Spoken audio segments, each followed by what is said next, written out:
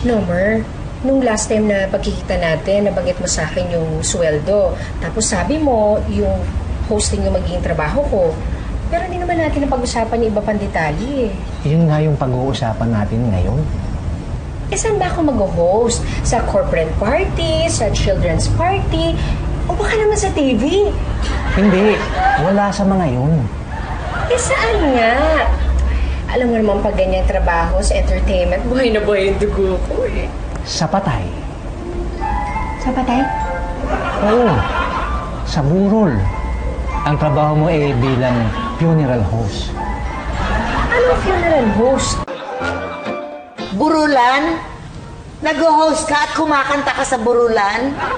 Oo ma, kadalasan sa big night, maraming tao, so maraming programs, kaya kailangan ng host. Eh, kumusta naman ang swelduhan? Maganda naman. Tsaka sabi sa akin ni Nomer, yung nagbibigay sa akin ng racket, yung mga mayayaman daw, kapag natuwa sa'yo, magbibigay pa daw ng malalaking tip. Di ba mahirap ang trabaho? Nung simula, oo. Eh, masasanay din ako ma. Kakayanin ko yun.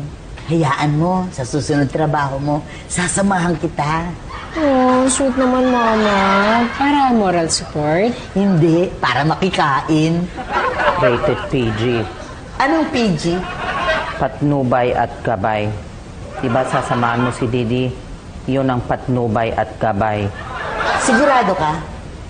Kasi yung PG parang patay gutom ang dating sa akin.